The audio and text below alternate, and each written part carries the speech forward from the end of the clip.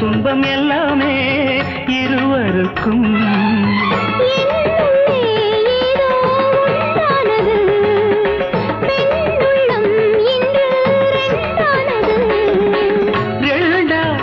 ஏது ஒன்றுபட்ட போது கண்ணுக்குள் 100 நிலவா, இது ஒரு கனவா?